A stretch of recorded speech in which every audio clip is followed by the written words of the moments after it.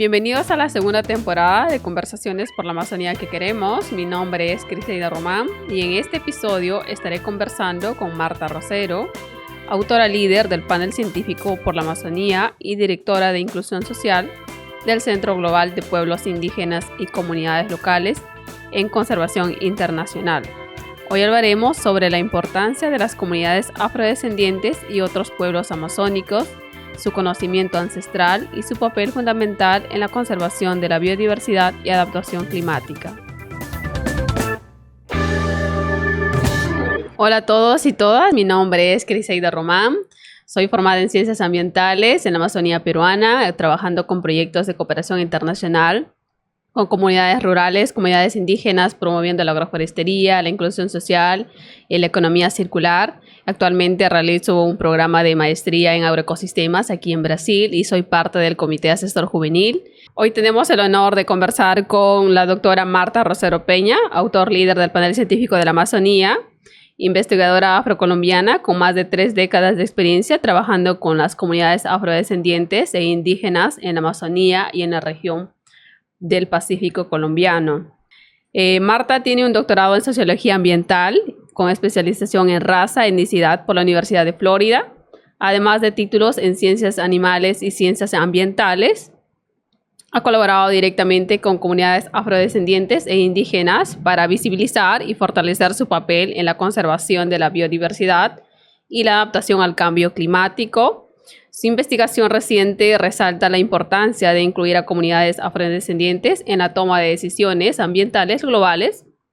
Marta es asesora del IPES y actualmente lidera Conservación Internacional en el programa de inclusión social en la conservación con pueblos afrodescendientes de las Américas, promoviendo soluciones climáticas, conservación de la biodiversidad, integrando conocimiento científico y ancestral. Marta, bienvenida, es un gusto y un placer tenerte aquí en el panel científico por la Amazonía. No, muchísimas gracias, el placer realmente es mío. Bienvenida. Marta, para iniciar queremos un poco entender el trabajo que has venido realizando y me gustaría que nos puedas comentar un poco de tu trayectoria, qué te inspiró a estudiar un poco de la sociología, de las ciencias ambientales y el trabajo intercultural que vienes desempeñando a lo largo de estos años.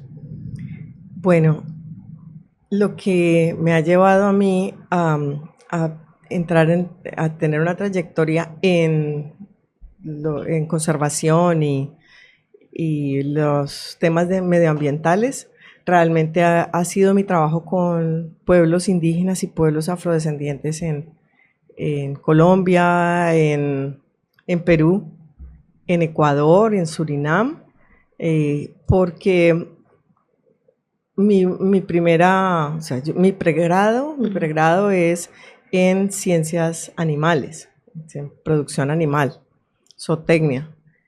Entonces, posterior a esto, al pregrado fui a trabajar con pueblos afrodescendientes en la región de donde incluso soy yo, y empecé a ver que necesitábamos como técnicos y como profesionales conocer un poco más la forma como los pueblos manejan la naturaleza y se relacionan con la naturaleza. Muchos de los aspectos que yo había aprendido en la universidad, yo tenía más preguntas que poder asesorar a los pueblos en la producción animal, porque llegaba a unos lugares llenos de selvas, llenos de ecosistemas. Entonces, pues no podía técnicamente decirle a los pueblos indígenas y a los pueblos afrodescendientes, pues vamos a hacer aquí un cultivo de pasto cuando teníamos una rica biodiversidad y selvas que pues para mí en ese momento sería un desperdicio, ¿sí? Mirándolo pues muy pragmáticamente, si para transformar un ecosistema biodiverso en un sistema de monocultivo.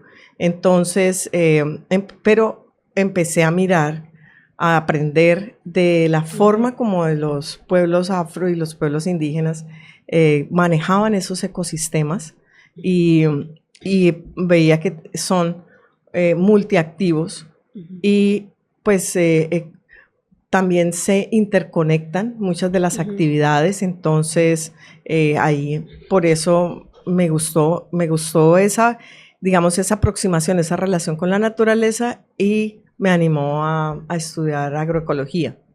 Entonces ya empecé a migrar hacia la parte de medio ambiente y pues yo siempre he estudiado con becas por, sí, ha sido digamos, algo que me ha permitido avanzar en mi formación académica. Y entonces, desde la Universidad de Wageningen en Países Bajos, realicé una maestría en ciencias ambientales y ahí empecé a entrar a entender también cómo era toda la dinámica de políticas ambientales, todo lo que implica que la sociedad y la sociedad y los grupos sociales comiencen a tomar decisiones sobre el medio ambiente. Entonces, sí. disculpa que te interrumpa, ¿crees que esa conexión con las realidades amazónicas definitivamente cambió tu forma de pensar porque te habías formado con conceptos muy teóricos que quizás y al encontrarte con la realidad te encontraste un nicho que podrías explorar y te llevó a continuar el camino un poco más a la agroecología, a las ciencias ambientales? Sí, realmente tuve la fortuna, digámoslo así, de ver cómo los pueblos amazónicos, los pueblos originarios, los pueblos indígenas, precisamente por esa formación en zootecnia y en agroecología, cómo ellos manejaban estos ecosistemas para la producción y mantenían el bosque en pie. Lo mismo los pueblos afrodescendientes y en el Pacífico colombiano. Fue mi primera experiencia con pueblos afrodescendientes y sistemas productivos.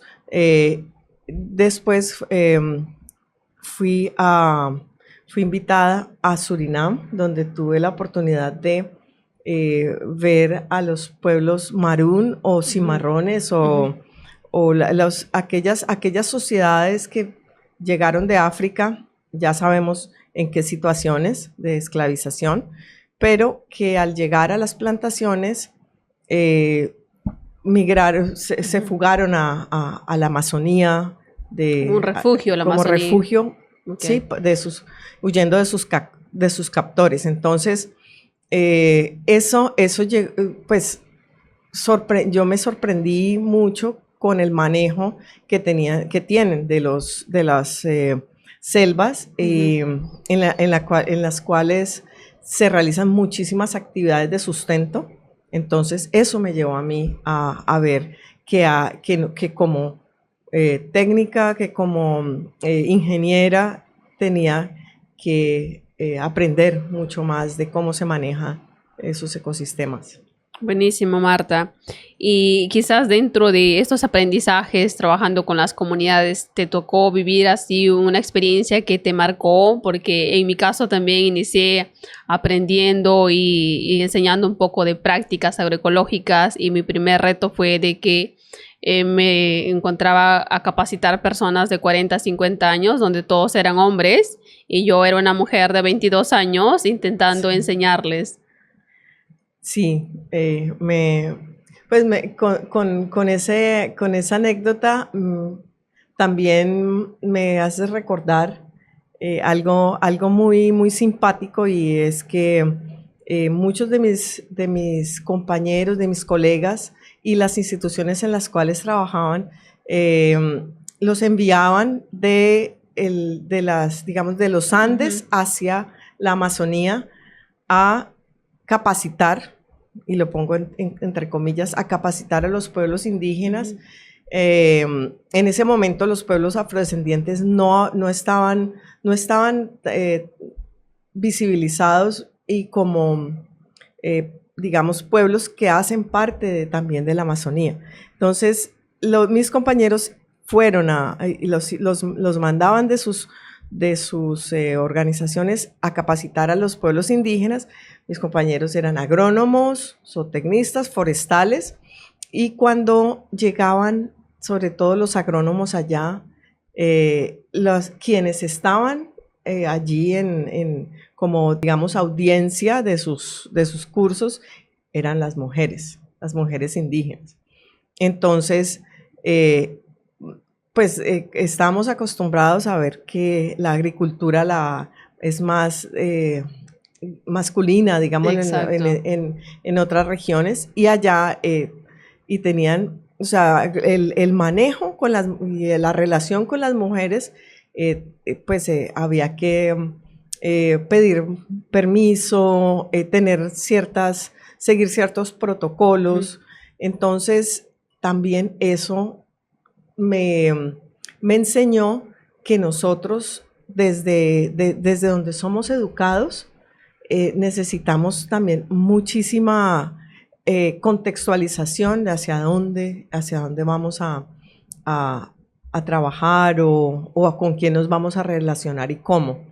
En ese momento estábamos hablando de que había que enseñarle a las personas, que había pues teníamos esa concepción de que todo el mundo se organiza de la misma manera, y que los pueblos indígenas hay que ir a enseñarles cómo se hace agricultura, cómo se maneja desde el punto de vista forestal un bosque, o desde el punto de vista agronómico un cultivo.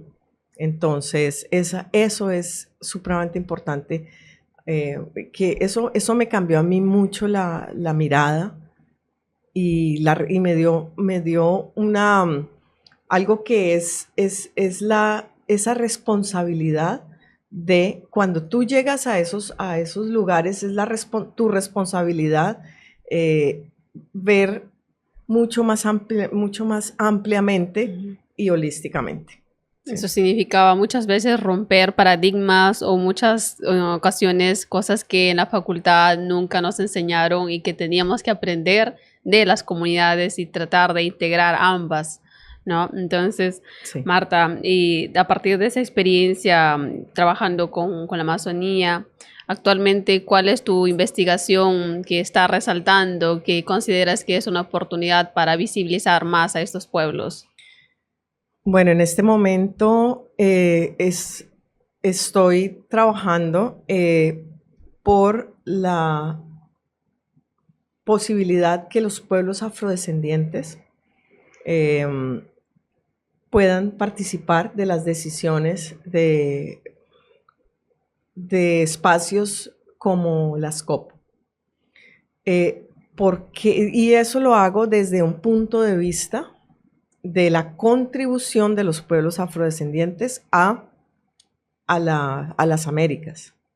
Entonces, mi primera aproximación, o sea, yo como una mujer afrodescendiente colombiana, soy una mujer que me identifico como afrodescendiente, y mi familia es afrodescendiente y de una región del norte del Cauca en Colombia. Entonces, mis líneas de trabajo se han distanciado un poco de lo técnico, ¿sí? De la producción animal, de la agroecología, y no porque no lo dejé de hacer, no, lo integré a las ciencias ambientales, ese conocimiento, y ahora, ¿por qué llegué a estudiar sociología ambiental?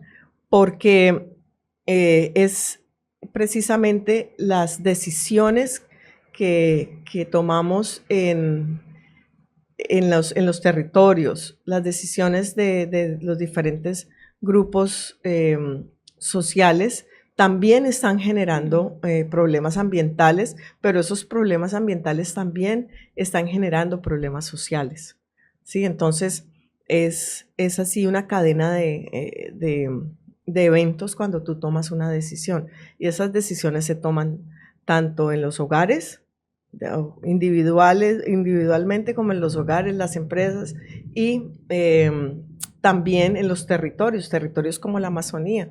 Las decisiones que toman las familias que viven en estas regiones también generan transformaciones positivas o no tan positivas que generan, digamos, problemas ambientales y también afectan a las sociedades, a los diferentes grupos sociales. Entonces, ese, digamos que fue lo que me ha movido a trabajar mucho más en términos sociológicos, pero integrando, y ya te explico por qué, integrando todo lo que es la zootecnia, incluso está ahí la agroecología y todo lo que he venido desarrollando. Integrar como un sistema en su totalidad. Entiendo esa perspectiva y de hecho que es un nuevo reto para los profesionales que estamos surgiendo en las ciencias y tratando de llevar un poco de la extensión agraria. Sí. ¿Y qué te parece cómo ves la visión de los jóvenes?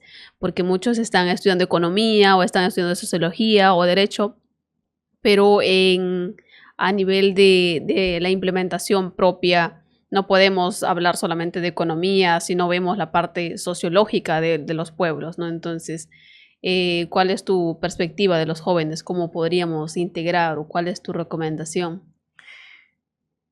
Precisamente lo que he venido haciendo me ha permitido integrar equipos que nos hemos pensado la manera de acercarnos a estas sociedades sobre todo a las sociedades de selvas tropicales, y desde diferentes miradas. Entonces, yo diría que primero tendríamos que contextualizarnos, entender a dónde, a las regiones a las cuales estamos aproximándonos.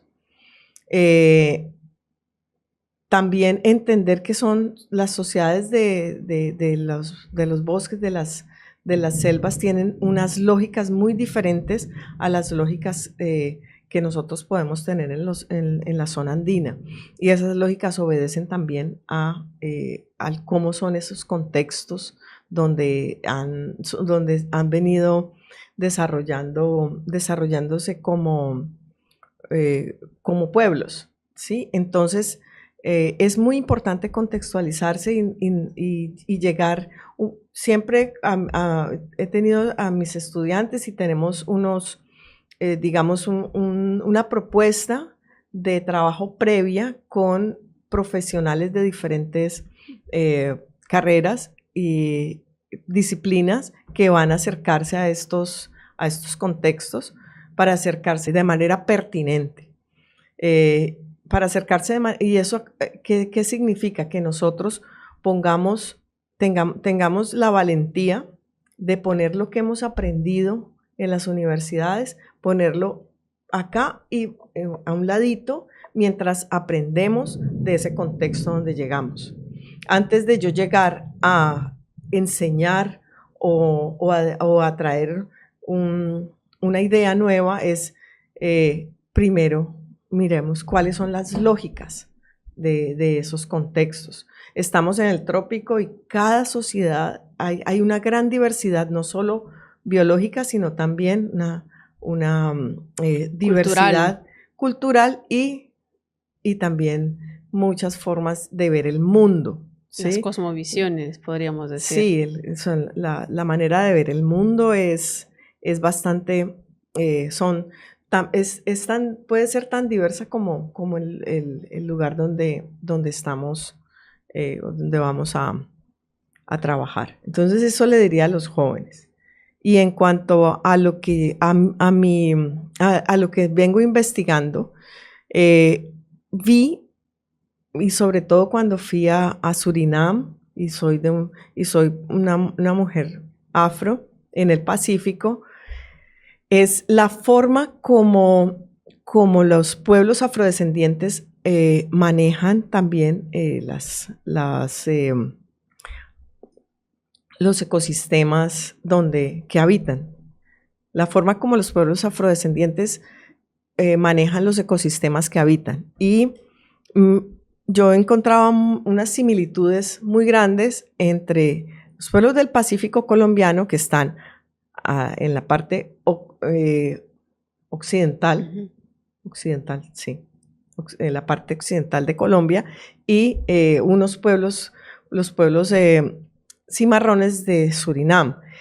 Y ellos todavía son tribus africanas, prácticamente, creo yo, las últimas sistemas tribales en las Américas. Entonces, cómo hay similitudes en las prácticas de manejo de esos ecosistemas para pescar, para cultivar, lo hacen con el bosque en pie. Entonces, fue lo que primero me llamó la atención y empecé a estudiar sobre su historia. Entonces fue cuando se publicó el capítulo número 13 del panel científico para la Amazonía, que es el reporte. Esa se presentó en Glasgow. Marta, Sí. entrando en este contexto de entender a los pueblos afrodescendientes, entendemos que muchas de las poblaciones aún, o las comunidades rurales urbanas en otras regiones, en América Latina o en la Amazonía, desconocen la presencia de estos grupos. Entonces, tanto los quilombolas, los riberiños, los pueblos propios indígenas. Entonces, ¿cómo entendemos o cuál sería la perspectiva que debería tener como un ciudadano en decir, ok, existen estos pueblos, también son parte de nosotros, y cómo estamos trabajando? Entonces, en ese sentido, ¿cuáles serían las particularidades que tienen estas comunidades en la región, que hacen la diferencia o que marcan o que tienen algo muy esencial que aportan a la construcción de nosotros como todos? Pues es una excelente pregunta. Los pueblos afrodescendientes, digamos en las Américas, hay un reporte del RRI y los movimientos afro en 15 países que nos dicen que hay presencia en 205 millones de hectáreas en las Américas. Más o menos un 70% de esa área está en hotspots de biodiversidad. Y nosotros, digo nosotros porque hago parte de un grupo de científicos que acabamos de publicar un artículo científico en Nature Portfolio, y lo que nosotros hemos identificado es precisamente que en las tierras reconocidas a pueblos afrodescendientes en 4 países de las Américas, que son Brasil, Colombia, Ecuador y Surinam, esas tierras albergan una increíble cantidad la biodiversidad de esas tierras es supremamente alta. Los indicadores son supremamente altos. Y eso en términos de biodiversidad. En términos de carbono almacenado, en esas tierras reconocidas, que son menos del 1% del área total de esos 4 países,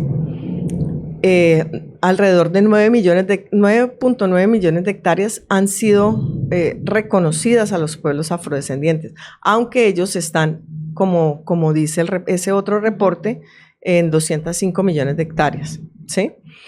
solamente se ha reconocido menos del 1% del total de los 4 países, donde Colombia ha reconocido más o menos el 0.5% del territorio de colombiano, y Brasil es el que menos ha reconocido, ¿sí? Ha reconocido 0.5% del total de toda el área de Brasil.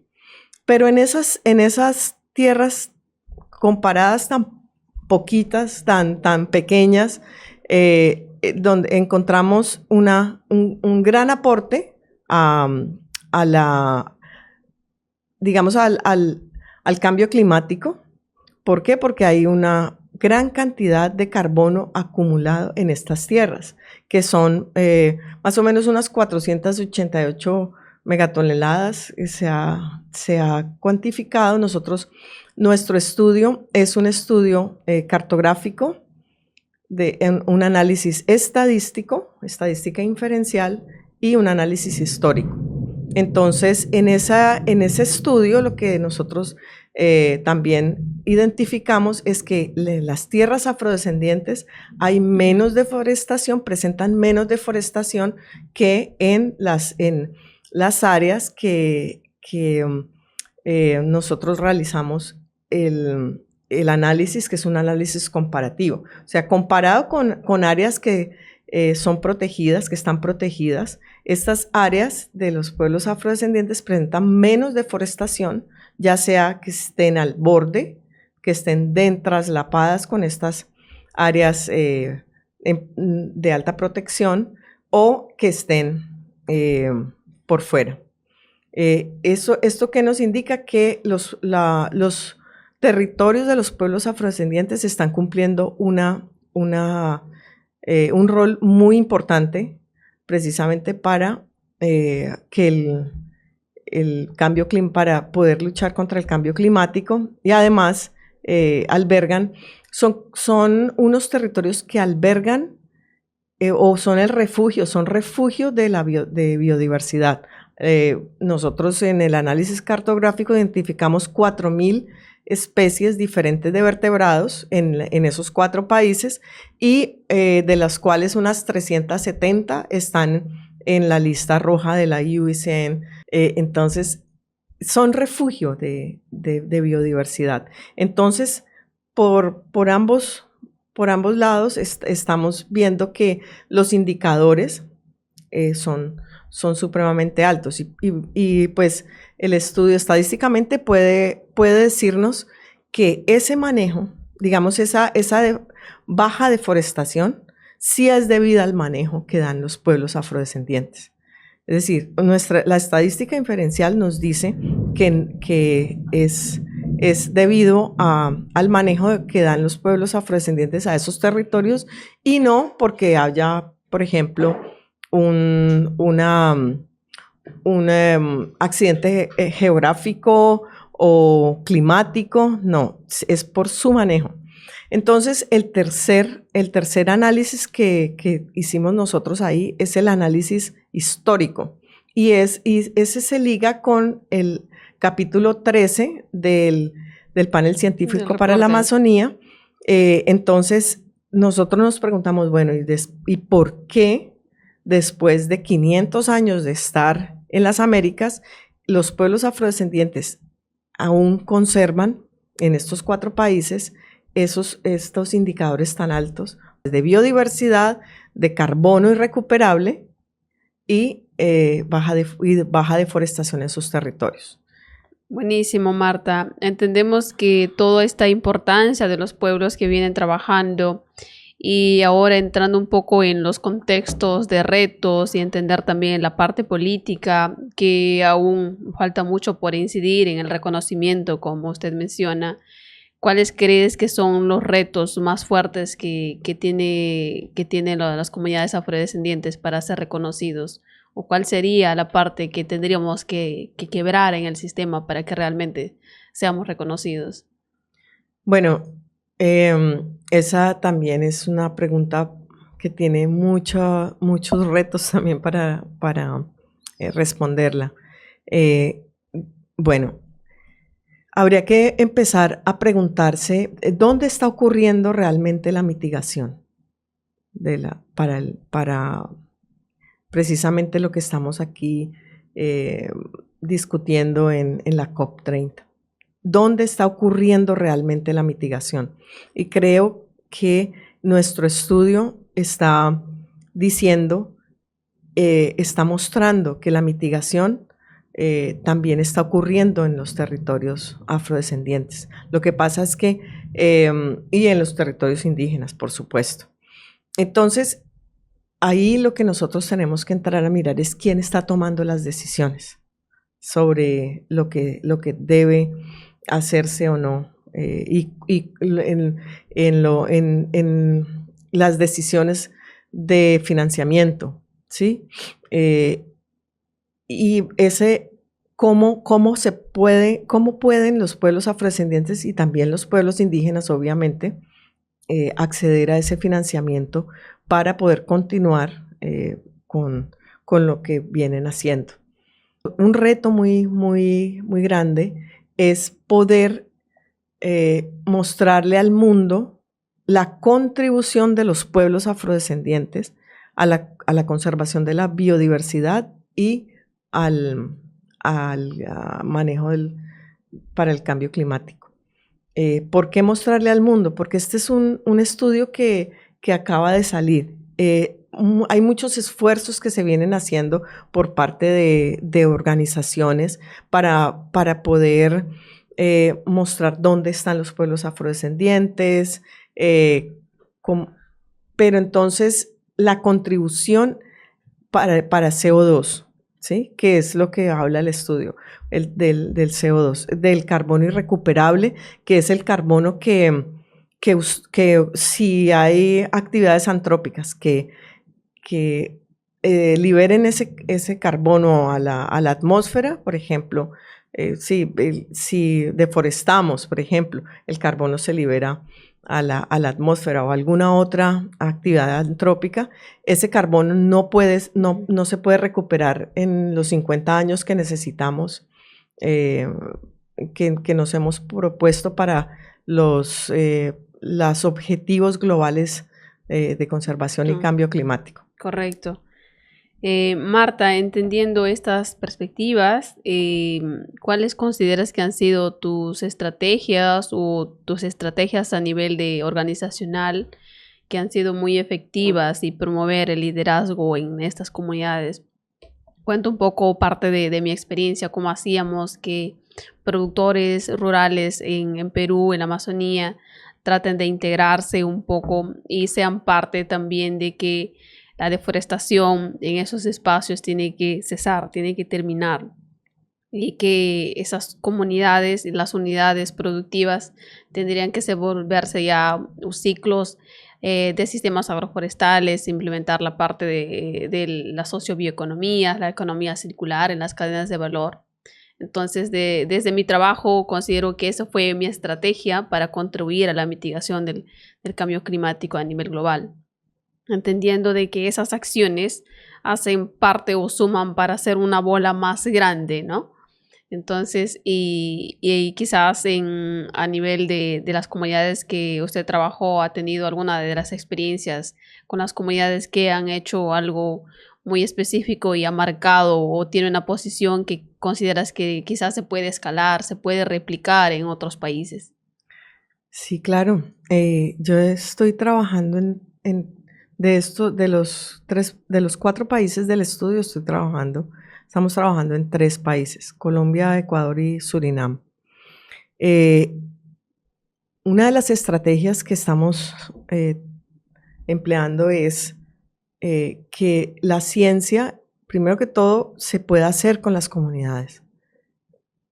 Se reconozca que hay un conocimiento, ¿sí? Que sobre esos ecosistemas que tal vez apoya mucho a la academia, a la parte ecológica.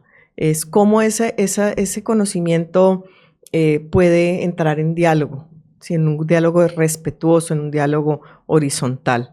Eso es una de las estrategias. O sea, el estudio que yo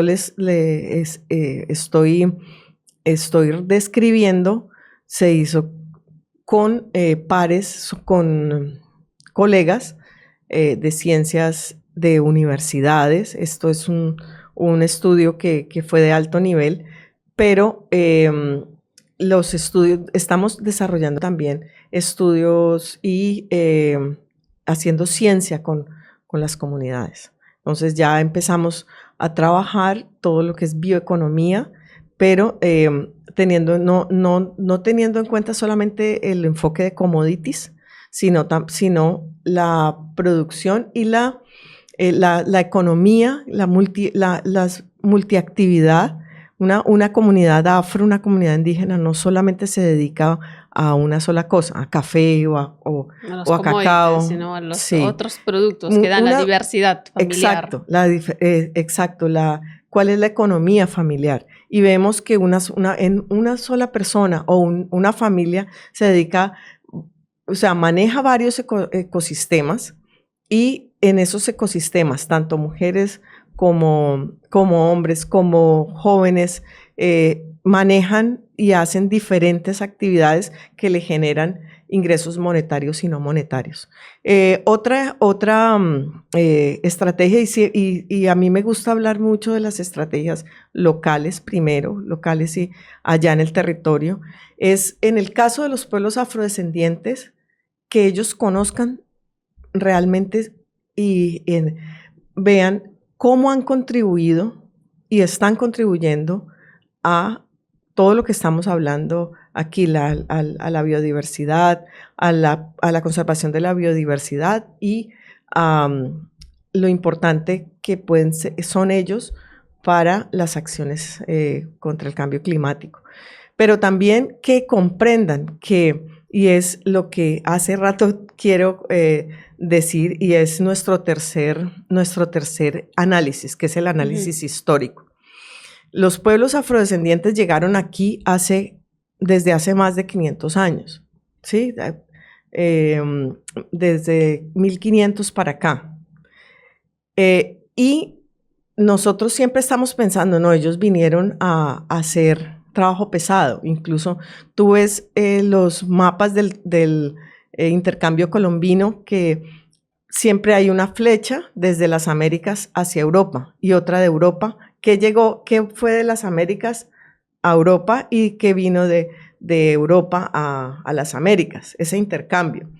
Y hay muchos productos. Está el cacao de las Américas, el tomate, la papa, que salvó a Europa de la hambruna. Y las flechas de Europa hacia las Américas, por ejemplo, las armas, la religión, ese tipo de cosas. Y la flecha de África hacia las Américas son seres humanos encadenados. Entonces, eso creo que desvirtúa realmente el aporte africano a las Américas, y es la adaptación de la gente europea. Cuando llega aquí los pueblos europeos a las Américas, solamente dicen los científicos, solamente el 1% de la flora se parece a la flora africana. Es decir, acá siempre nosotros hablamos de las plantaciones, ¿verdad? Que estaban las plantaciones de caña de azúcar, de café, en fin. Pero nunca nos preguntamos cómo o qué comían en ese momento. ¿Cuál era el día a día en las plantaciones? Los dueños de las plantaciones, ¿qué comían? Y lo que vemos es que los dueños de las plantaciones no iban a comer la proteína que generan los bosques, las selvas, la proteína indígena, ¿sí? Por ejemplo, uno de los roles de los pueblos africanos fue adaptar acá un gran legado botánico a las Américas. En las Américas, en ese momento no había ganado vacuno, no habían pastos, era como la imagen que tenemos acá. Los pastos son africanos, y ahí es donde viene lo que aprendí en mi primera carrera. Entonces, nosotros veíamos el ganado vacuno no lo había en las Américas, el ganado porcino no lo había en las Américas, el ganado caprino ni ovino lo había. Y no podía venir en ese momento de Europa porque una vaca Holstein aquí en este calor no iba a sobrevivir. Entonces, lo que pasó es que los portugueses entendieron muy bien cuáles eran digamos, cómo era la producción de los africanos de alimentos, y pues alimentos que se parecen a los que se consumen en Europa, ¿sí? Entonces, el gran legado de los pueblos africanos es esa adaptación de todas esas especies que comemos en este momento, que son base de nuestra economía. El arroz, no el tronco asiático, sino el tronco africano del arroz, el Oryza glabérrima. Ese también se adaptó a las Américas e incluso a los Estados Unidos. Los pastos y forrajes, la caña de azúcar o sea, todo lo que son prácticamente las gramíneas son traídas de África. Entonces, el gran rol de los pueblos africanos en las Américas ha sido adaptarse, adaptar especies y ayudar a adaptar a otros pueblos foráneos a las Américas. Entonces, por eso es el porqué de nuestro estudio, porque todavía esos indicadores, porque en África la gente tenía 15.000 años de domesticación de plantas y animales, y las prácticas, había una práctica que se llama el food forest, o sea, el bosque de alimentos. Entonces, es cultivar con el bosque en pie, ¿sí? Y eso es el legado de África. Además que los cimarrones, cuando se fugaban de sus captores, dentro del bosque no podían ni quemar, ni talar, sino todo era ahí en una imbricación con el ecosistema, o si no los pillaban, ¿sí? Entonces, esto hace que también tengan muchas de estas prácticas, y la adaptación. Nosotros encontramos 4 características en la literatura que hace que, digamos, con mucha certeza, que por qué los pueblos afrodescendientes pueden, o sea, en este momento se puede encontrar esos indicadores altos, fuera de la adaptación que ya la mencioné.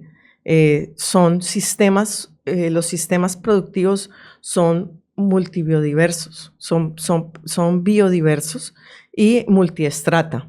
Entonces, y eso se encuentra en la literatura de los 4 países. Hay muchas especies, y ahí adaptaron especies africanas y especies de plantas americanas y plantas pues, nativas del sí, propios. nativas de las Américas. Pero venían, en los barcos no venían solamente seres humanos, venía una gran cantidad de plantas y animales que fueron traídos de África y se adaptaron acá. Bueno, y las otras 2 características o puntos importantes por los cuales hablamos que estos indicadores todavía se mantienen hoy, es porque si tú estás dentro de una región en la cual no tienes una farmacia, no tienes un centro de salud, pues los ecosistemas se convierten en los proveedores de tu salud, de tus plantas medicinales, también de lo que se hace para la construcción, para la agricultura. El medio natural se vuelve tu todo. La posibilidad de de tú sobrevivir, la posibilidad de tú vivir. Entonces, si se tala, entonces se van a ir las plantas medicinales, la posibilidad de pescar, la posibilidad de cazar, de sembrar debajo de los árboles. Entonces, esa es la tercera. Y la cuarta es que los pueblos afrodescendientes, los pueblos africanos desde que llegaron a 1500 son pueblos indígenas de África.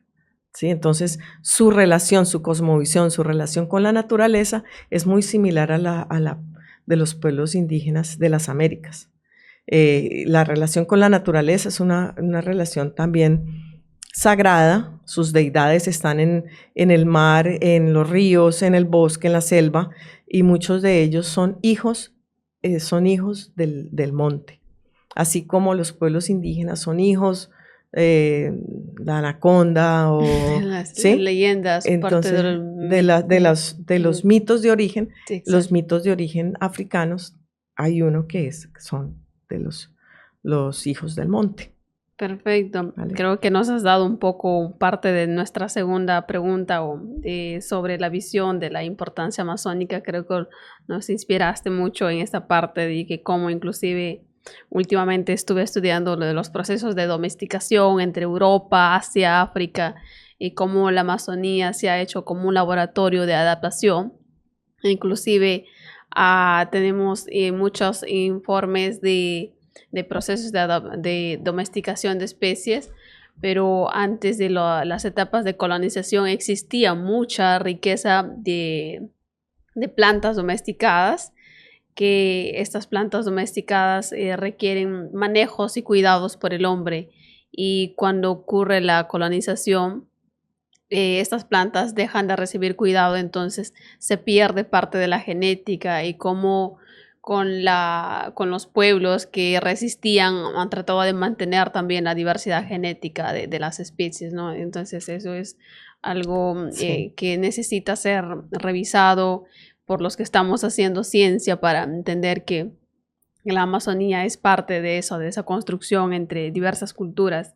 Sí, es cierto. Sí, a eso que mencionas, en este momento recuerdo algo que leyendo toda esta literatura que encontré, sobre todo en inglés, nos hacía caer en cuenta uno de los autores, que no recuerdo en este momento su nombre, que así como llegaron las personas de Europa y mucha población indígena fue diezmada por las enfermedades, asimismo, las especies que llegaron foráneas desplazaron mucha biodiversidad de las Américas, ¿sí? Entonces, obviamente el legado africano es supremamente vasto aquí en las Américas, y como dicen, un artículo de Tim de Van Andel de la Universidad de Wageningen y también de Ámsterdam, que el 1% de la fauna y flora de las Américas se parecía a la fauna y flora de África. Entonces, al importar toda esa cantidad de especies de flora y fauna, obviamente se desplazó muchísima flora y fauna, que no se sabe cuánta, obviamente, de las Américas. Entonces, es para tenerlo en cuenta. Así como los seres humanos también se diezmaron, asimismo la biodiversidad americana. Perfecto, Marta. Vamos a entrar a nuestra última sección de la inspiración para las nuevas generaciones. Para los jóvenes como yo, que soñamos con la construcción de una carrera científica de gran relevancia, como ustedes y el panel científico han construido y son una referencia para nosotros, ¿qué recomendaciones darías a un joven que nos está escuchando para iniciar en el camino de la ciencia? Bueno, como ustedes, yo también fui pues tenía mucha, y tengo todavía, muchas preguntas en mi cabeza, y mucha curiosidad. Todo me generaba curiosidad. Entonces, es poder algo que yo podría decirle a los jóvenes es no se queden solamente con su profesión, ¿sí? Lo que está enseñándoles la universidad. Es lo que aprendas también, empieza a relacionarlo, a relacionar cómo se ve tu carrera en otros contextos. Eso que estás tú aprendiendo, no se puede aplicar, sino cómo se ve en otros contextos. Podemos decir que digamos, los profesionales y la gente todos los profesionales tenemos, por ejemplo, para darte un ejemplo, un par en las comunidades. El biólogo puede tener un par dependiendo el tema que le interese. El pescado, si le interesan los peces, el pescador es uno de sus pares. O sea, si tú puedes tener una concepción de que allá en ese lugar también tenemos un economista. La gente también tiene su propia economía, ¿sí? No solamente es la economía que nosotros estamos viendo académicamente. Si nosotros podemos entablar un diálogo intercultural con ese par que yo tengo por mi profesión en esos diferentes contextos, yo voy a complementar y voy a aprender muchísimo más porque todo no está en los libros, todo no lo dice ChatGPT, tampoco hay muchísimo por descubrir y por aprender. Buenísimo, Marta. Esa es la pregunta favorita de los investigadores que me gusta escucharla y te la voy a hacer. Si tuvieras que volver a la Marta de 20 años, ¿qué cosas le recomendarías? Que sea paciente, que sea más paciente. Y que cuando las cosas vienen, las cosas o las situaciones en la vida, nosotros podemos decir que todo es perfecto, no hay algo malo, no hay algo bueno. En ese momento todo es perfecto. Si se está presentando una situación, es porque, o sea, cálmate, espérate que eso se está dando por algo, pero siempre es perfecto, ¿sí? No juzguemos tanto, no juzguemos y no prejuzguemos. Eso es una de las lecciones a lo largo de mi vida. Otra cosa que puedo decir es, ten mucho cuidado con la arrogancia, ¿sí? Y con la arrogancia académica, porque como dicen, como las historias africanas y que he leído, el conocimiento está repartido. Tú o sea, escucha al otro, escucha y no solo lo que dicen los libros, ¿sí? Cuando vayas a hablar con los seres humanos, pon a un lado tu título y el birrete, que creo que se llama. Sí. Pongámoslo a un costado Sí, y hablemos humanamente y reconozcamos el saber del otro o de la otra para poder, vamos con esa mirada de aprendizaje del otro, de la otra. Y pues nosotros hemos nacido en contextos supremamente, y nos hemos criado en contextos totalmente diferentes al lugar, por ejemplo, donde estamos ahora, o a esa selva. Entonces, es el poder recrearse en el aprendizaje. Siempre seguiremos aprendiendo por más que tengamos la edad que tengamos. Marta, ha sido un placer conversar contigo y aprender más de tus experiencias y poder contar contigo y compartir tu historia, tu conocimiento y pasión por la Amazonía. Quisiéramos agradecerte, especialmente el Comité de Jóvenes, y nos gustaría tus palabras finales.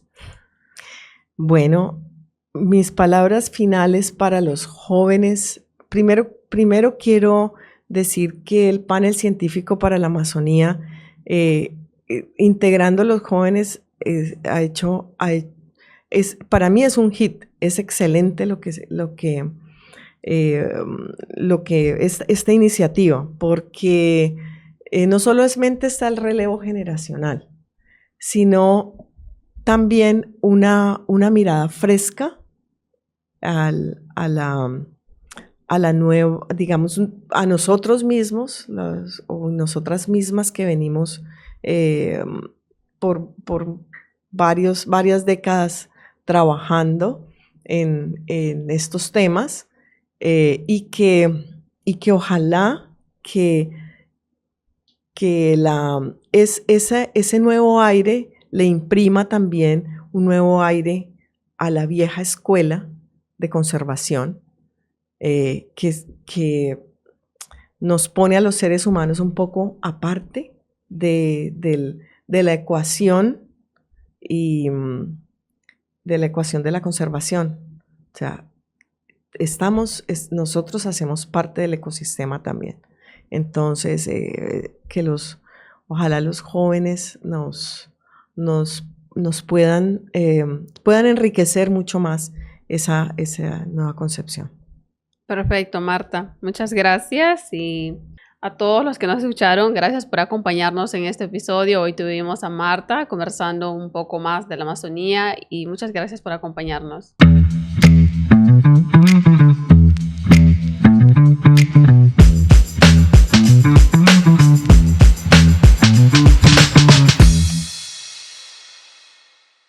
Este podcast es una iniciativa del Comité Asesor Juvenil del Panel Científico por la Amazonía. El Panel Científico por la Amazonía se beneficia del generoso apoyo de la Fundación Gordon y Betty Moore, la Fundación Charles Stewart Mott y el Banco Mundial. Con el apoyo financiero del Fondo para el Medio Ambiente Mundial, el Comité Asesor Juvenil agradece especialmente el generoso apoyo prestado a su labor por la Fundación Gordon y Betty Moore.